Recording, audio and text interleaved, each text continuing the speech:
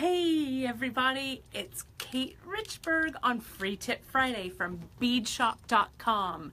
So we've been rushing around here this morning. It's as Fridays go, you know, it's always super busy while we prepare for the weekend.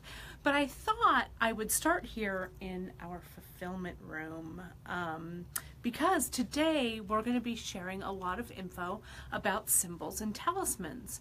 And you know, you guys, here at beadshop.com, we carry a ton of charms and stuff like that that are ripe with symbolism and talismans and all kinds of cool stuff. So let's take a look. Grace has been running around putting all kinds of cool stuff out for you guys to look at. So come on, Gracie, shall we go? Let's go. Let's go. And hi, Carlene from Illinois. Hi, Carlene from Illinois. Come on around. And let me show you guys what we've got going on here today. And Karen says hello. Hi, Karen. Here, let me go around you, Kate. Yeah. You know, our Free Tip Fridays are always a little more casual, so I thought it would be kind of fun to start in the fulfillment room today and show you guys, you know, our where we do some of our filling.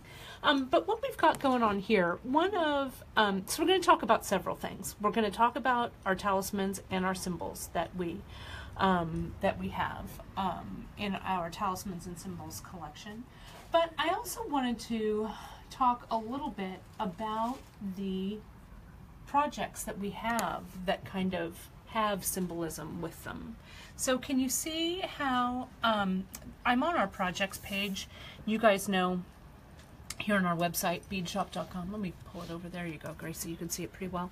On Beadshop, over here on projects, and I went to projects and then I clicked on Stretch Therapy. Now, Stretch Therapy is a good project for summer, well, or at least even for spring, and I hope that you guys are having good weather where you are. It's super sunny here in Redwood City, California. But you can see this is a great one that you can string up that is perfect for adding symbols to. Okay, and Grace, you strung a lot of these yourself, didn't you? I created the project. Oh! Janice helped me with the... oh, that's awesome! Yeah, Janice helped me with adding the vintage finds. That was her part in it. Right, so but it was this like was your brainchild, yes. huh? That's awesome! But your brainchild was adding to it, and we did the, what's it called? Those mixes? Oh, our Biashara mixes, right, with the tribal therapy. Those were cool too. Where did we find those? Let me just show you guys. I think they're under our beads. Well, we'll look at them. We'll look at them later. I don't want to get too distracted. I can go off, what as Janice always says, go off down the rabbit hole. So these are great. And if you click on one, let's go to Clear Mind, which is kind of cool. You can see, that's right, look at that, project by Grace Nolan. That's awesome. So you can see, this is a beautiful one. This one is called Clear Mind. And let me click, as always, you guys, on the PDFs. You can see here's Stretch Therapy, Easy Stretch Magic Bracelets. And if you look at all of the directions, I always think it's amazing that our directions are so thorough as they are. They really are like a little book all in one PDF. So you can see the techniques are all in there, but I'm going to share some of the cool stuff, kind of point out some of the cool stuff, how they relate to using our talismans. So let's take a look. And I'm also going to, Grace also set out, look at these delicious bowls full of chips. Now, I know a lot of you guys have talked, oh, and of course, Gita, thank you, Gita. Hi, you guys. Hi, there's Gita, and I'm seeing some other people who are saying hello. Hi, Claudette. Cindy says Happy St. Patrick's Day. Hi, Sandy. Faith and Sandy and Julie.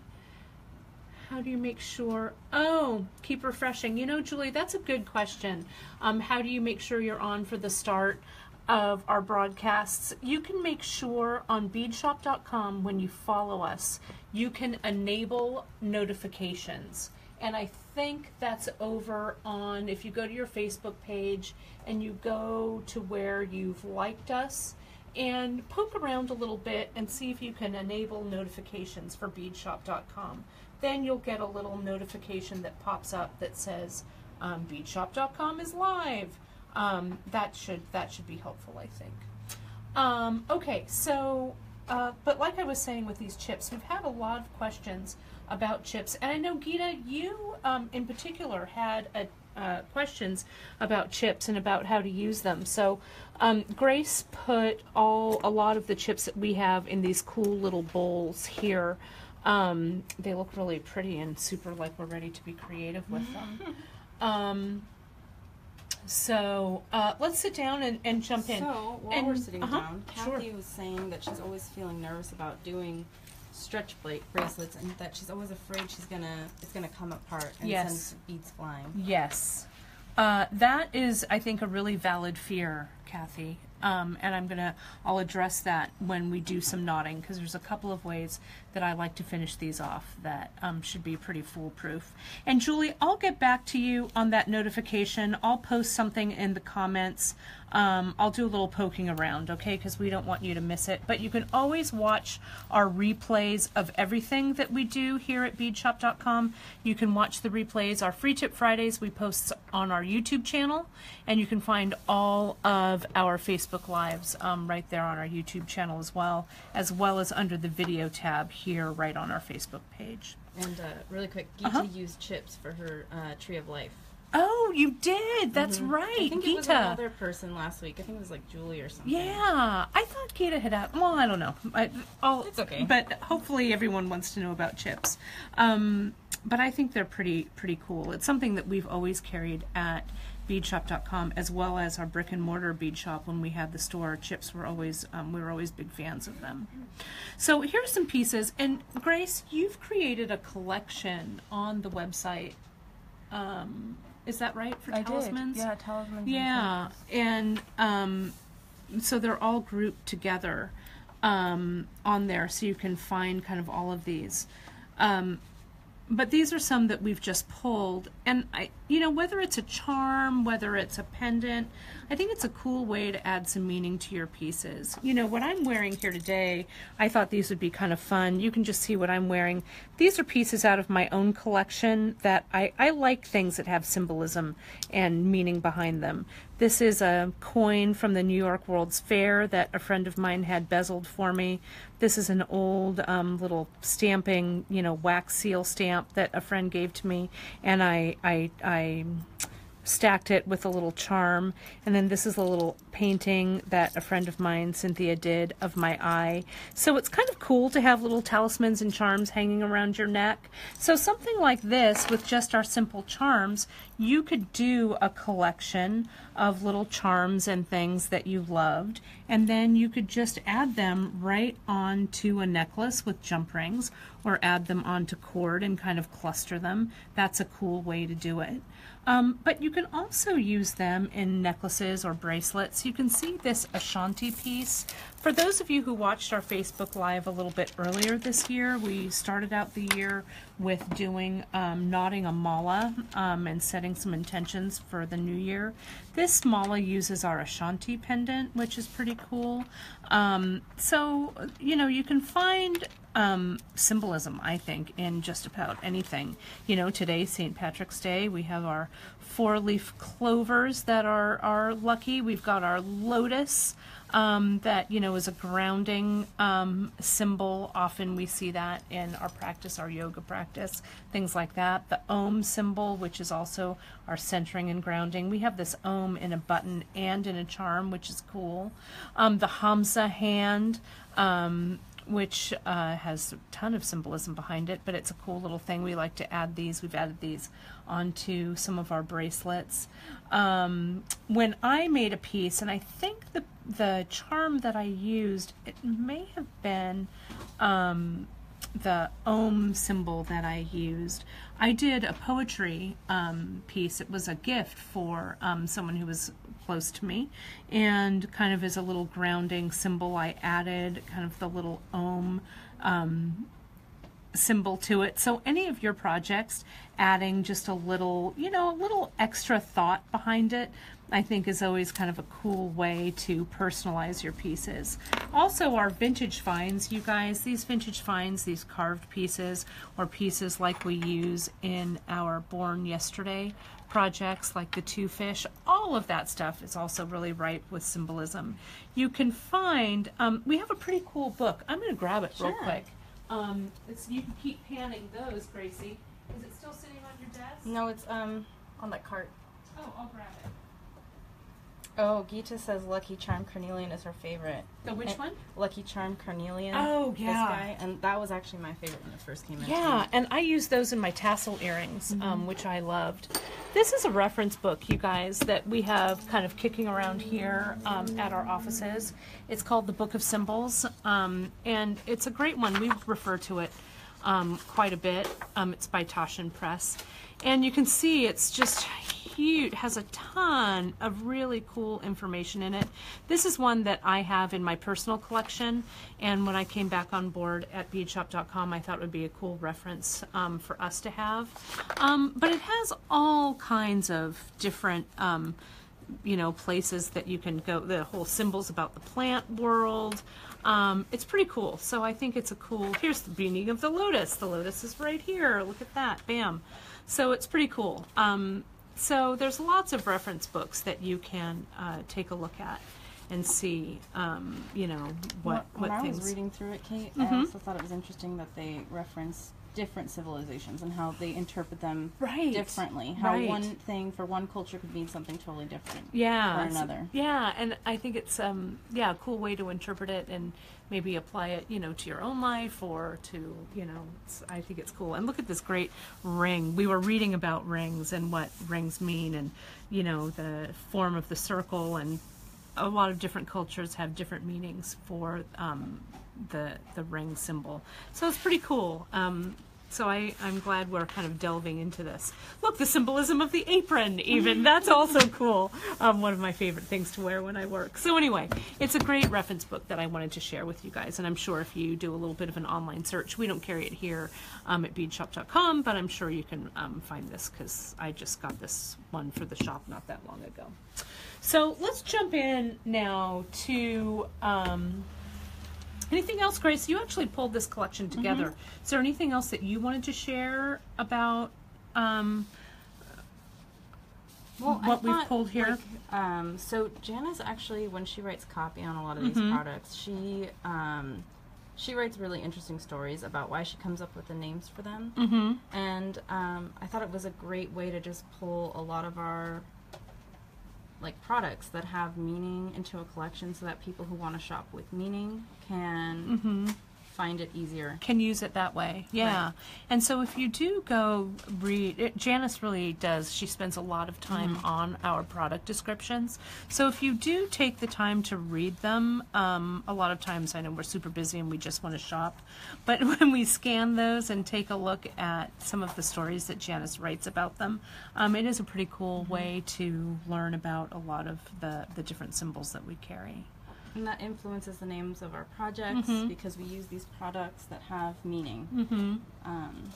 Right, exactly. Yeah, I think it's all connected. I think it's great. And it's a cool collection just here on the velvet pad. It's cool. You know, this bamboo, we use this one, or the tea leaves, we use this one a lot. And you pick tea leaves especially because a lot of times it's symbolic. You know, you can read the tea leaves. I remember when I was a little girl, my gran had a friend, this is a lady that lived, I always want to say she lived in the woods by our house, but it wasn't quite that crazy. But she would always read our tea leaves. It was kind of a cool thing. So and Gita posted the link for our book. Oh, awesome. Thanks, Gita. That's great, so people can find it. I really think it's a great reference. So let's move to stretch therapy and to the stretch magic. Now, I know that, I think it was, I don't know, Kathy, if it was you who was saying earlier, or who it was saying that we were striking, stretch bracelets strike fear in your heart. And, you know, I agree with that. So the stretch cord what we're using is what's called Stretch Magic. It's a 0.7 diameter, and it's pretty, out of all of the stretch products that we have tested, the Stretch Magic has really stood the test of time. What happens though, you guys, with this clear stretch thread is that nothing lasts forever. You know, like your birthday cake or summer, stretch therapy also, or Stretch Magic rather, doesn't always last forever. So when you string bracelets on stretch thread, they do need to be watched a little more carefully. But I'm going to share a couple of tips with you that I feel lengthen the life, prolong the life of your pieces. So I want something that's a little dark behind here so you can, because it's clear. Actually, it was fine Was when it you were okay? holding it against the wood. Okay. Let me see if I can just get, you know what I'm going to use? I'm going to use, do I have anything that's color? Yeah, here we go. Just when I don't know, it's the same color as the table. It doesn't really help, I don't know. But one of the things that I do to start out when I'm stringing with the Stretch Magic, is that okay? Can you see it at all? Is I give myself a little bit of an angled cut there. So I don't always have to use a needle. So like with these chips, I've got these citrine chips here, and you can see these citrine chips are what we used in this project. See that one with that little feather? Look at how Boho. darling those are. Boho. Look at darling. The citrine chips can sometimes have the tiniest holes in the world. Okay? So if I have my little angled cut of my Stretch Magic, I can sometimes get this in. See now this guy, see how this hole is a little smaller? So a couple of things that I do here. What I'll do is I'll try and get tinier fingers with my pliers, and see, tinier fingers, tinier plier fingers allow me to get that tiny chip on. Let me try one more. And Geeta's asking how big are the chips, but they range. They're They from our do Vintage range, Find yeah. collection. So let me pull a few out here. So these are small, these citrine chips, whereas these guys here, this is the Picasso Jasper chip. These guys are a lot bigger. And you can see the hole size is huge compared to the hole size in these citrine chips, the citrine chips. You can see that hole is pretty small. I think the smallest chips we carry are the Moonstone. Oh, yeah. and Do you want me the to hold this real citrine. quick? Do you want to grab a strand of those? I'm holding it. Moonstone and the citrine, and Yeah. I think the turquoise. Yeah. also. So see these Moonstone chips, you can see they're all strung together. Yeah, and the turquoise are pretty small as well. But they do vary in size because they're chips. So a lot of times why they make chips is chips are really a byproduct of making other beads. So they take kind of the pieces and create the chip strands out of them. So it's a good way to you know, use up kind of the byproducts. Let me do this with the turquoise. It might be a little bit easier for you guys to see since it's not clear. And these are similar to the strands of citrine. So see that? It's a little hard to get through. So sometimes if I don't want to use a needle, again, I'll use my pliers to stiffen everything, and then I can get it up and through just enough. Maybe we should. We have our other friend Grace, who's asking for a darker background. Sure, let me try that, Grace. Grace number 2. Let me get something, let me get a velvet pad that's a little darker.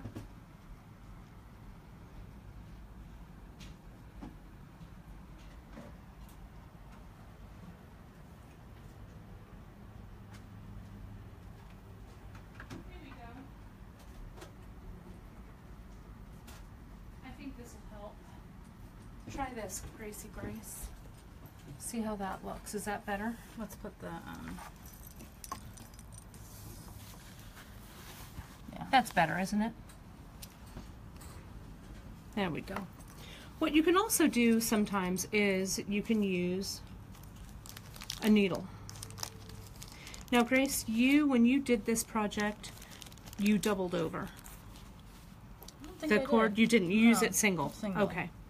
So, with the, sometimes what I do also, whoops, we didn't pre-open this.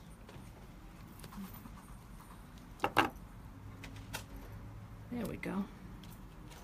I'm opening up a little bit of hypo-tube cement. Does your hypo-tube sometimes look like this? Right, with the hypo-tube all over, or the glue dried off? Sometimes what I do here, you're not alone. Sometimes I just have to get my plier and take that little bit, there we go, of dried hypo-tube glue, or hypo cement, off the end.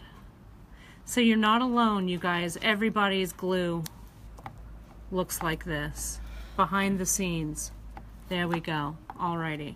So sometimes what I do is I will stiffen just like I do with my Ceylon threads. Sometimes I'll stiffen the end of my Stretch Magic with a little bit of glue and let that dry. Then it gives me a needle that's a little bit stiffer, or an end that's a little bit stiffer. I'm going to use the baggie to kind of wipe away, gently wipe away the excess. I have a glue question, Kate. Yeah. How do you get the cap off when it feels glued on? What did I did that off camera. So yeah, so that's what I did here. It was pretty much glued on. What I did, and you know, do as I say and not as I do. What I would get is I would get your household pliers out of your household plier drawer, and I'd just give it a little bendy bend like this. I wouldn't use your good jewelry pliers.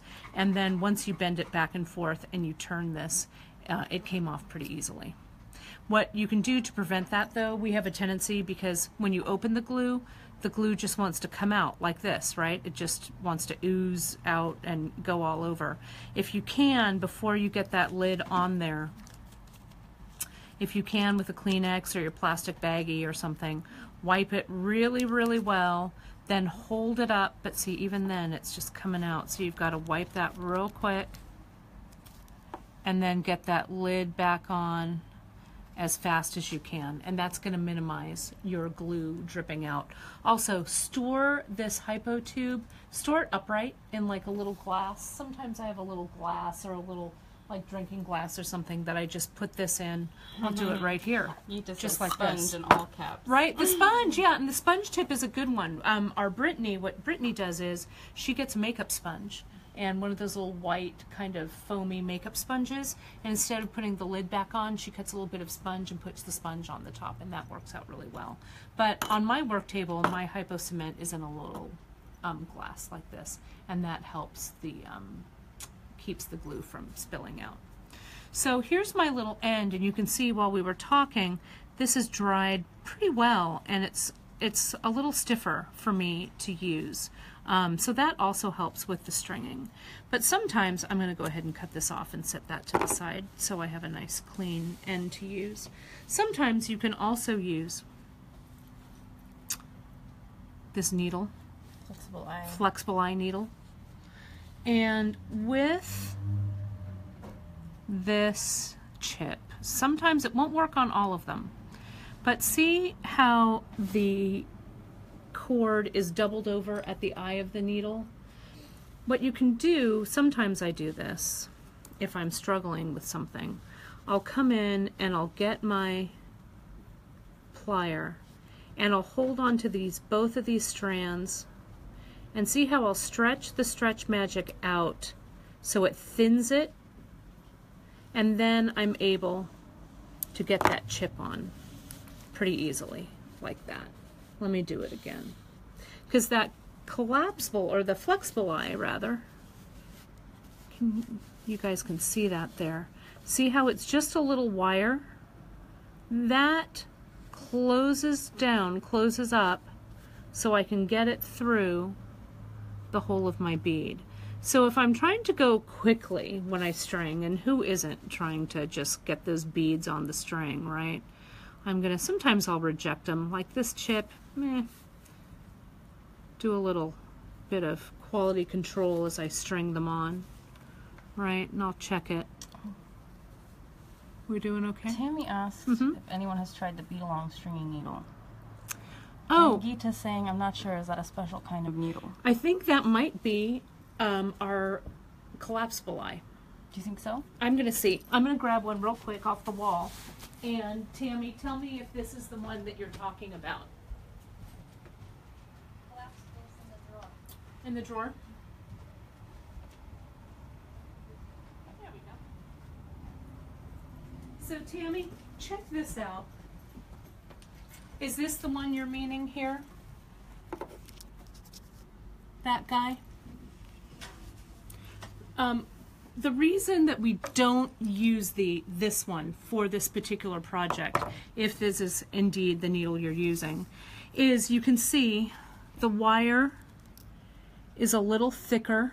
Can you see how that one's thinner than the flexible eye, and this collapsible eye is a little thicker. Also, take a look at the eye of the needle. Again, this wire is a heavier gauge, is thicker. And can you see that little twist at the very, very top of the eye? It's really helpful when you're stringing. That little twist keeps your thread in place.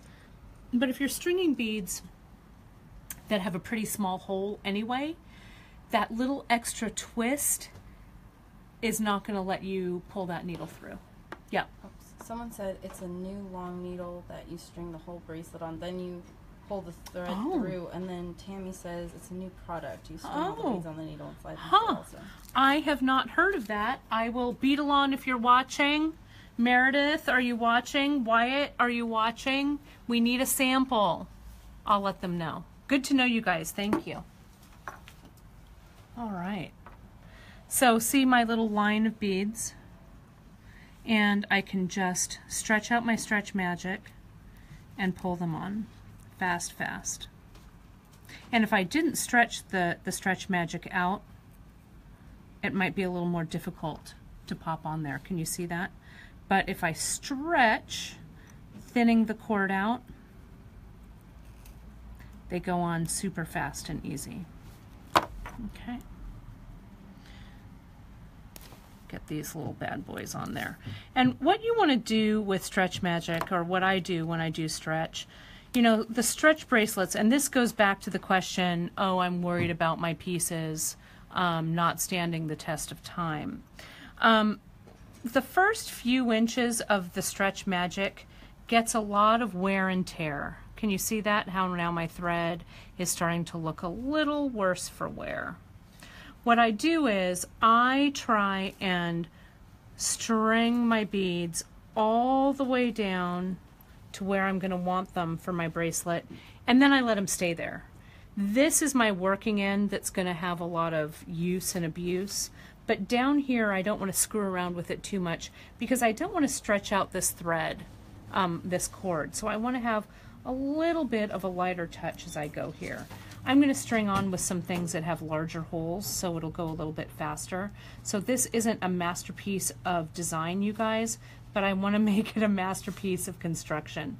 So bear with me here while I string a few of these on. Any more questions on this one, Grace? Julie says it's hard to appreciate the difference between the bead-along big eye needle or the collapsible eye needle from the flexible eye needle until you have them side by side. She said she had to order her specific for poetry project. Yeah. And Tammy says that those needles are sold out already, and she heard about them in Tucson. Oh, you know, when we went to see Beadalon in Tucson, Gracie, I don't remember that tool. Do you? I don't. No. Well, we'll have to. Again, Beadalon, you guys, if you're watching, our Facebook Live viewers need to know. So, somebody text me. We'll get the answer for you guys. Angie just joined us. She wants to know what size our stretch magic is. Hi, Angie. Welcome. So we are using a 0.7 Stretch Magic comes in some different diameters. We've found that this 0.7 is kind of a good middle of the road. You can find it in 1 millimeter. You can also find it in a 0.5 millimeter. I found that the 0.5 millimeter, it's too thin. I've used it. Yeah, and when I use it double. Mm-hmm. I would never use it single. But this is also a good size for our gemstones. Yeah. That we have. That's why this bracelet was so easy to do. We Yeah. have like you have the picture jasper right there and the wood Yeah, beads. and it works out really, really well with it. And like with the wood, I wanted to show you something with those. But can you see, I know Angie, you just joined, but can you see how when I want to pull them down, I stretch the thread out a little bit to thin everything out, and then they go on pretty easily. When I tie my knot, I'm going to tie my knot here. I'm just going to tie it with this small little bit. But I wanted to show you guys something with these wood beads. You can also, let me string another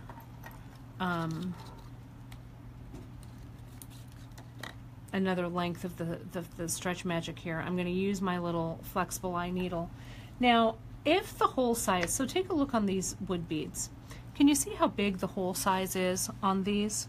If I'm just doing a bracelet like these guys here, these have our mood beads on them, and these guys here, and I know, Gracie, you strung these singly, and I think this will be fine this way, but sometimes what I do, if I know that all of my hole sizes are going to be big, I'll just go ahead and string the whole thing on a doubled strand.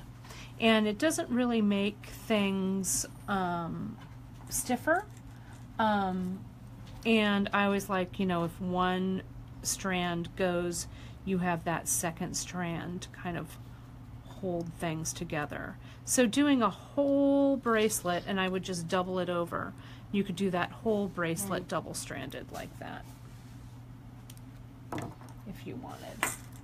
So are you going to tell us how to tie off if we were to double it? Yeah. Shall I? Yeah. Shall I do them both that way? Let me get this on here.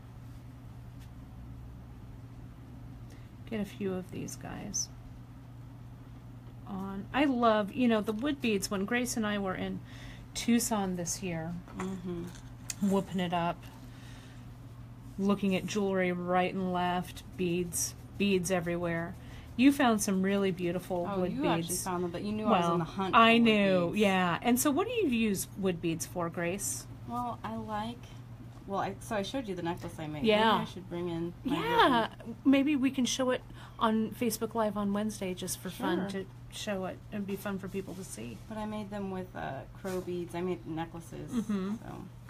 But the wood, I think they have such a really, kind of like Janice's trail ride bracelet that she uses. Wood kind of has a life of its own, and so they change a little bit over time. And they add, I think, a real natural And they're unisex. look. Yeah, men Yeah. love, and these were bracelets, particularly this group was a guy bracelet Zen trio, Master, Zen yeah. Master. I'm going to put it on because I think they look great together. Yeah. But wood, I think it's a great backdrop, and we carry these in the store, in the shop. They're under, if you do a search for wood beads, they'll come up. They're really, I think, cool. But they also are light. So if you have issues and you don't want your jewelry to be super heavy, wood beads are a great way to lighten it up. We carry the 6mm and the 8mm, and these ones are the 8mm to Okay. match the 8mm stones. Oh, right, of course. And look at how nice these are. Our shades, I they're think. shades, Yeah, I yeah. think they're shades. The sodalite, and they just fit perfectly. I love this. I love it even more. I feel bad that I didn't realize this was your project. Terrible. What a terrible coworker. Terrible. All right. So let's first start out by closing off a single, and then we'll go to this double, shall we? And let's add a charm, even though this is a short little bracelet, since this show really is about talismans and symbols, and chips, and wood beads, and stretch magic. But let's put one on there. Now, With this, what you can see, whoops, this little guy open. Oh, it's because we changed it out. Let me get one that's, there we go. So here's the charm that we've got on here. And can you see with this bracelet here,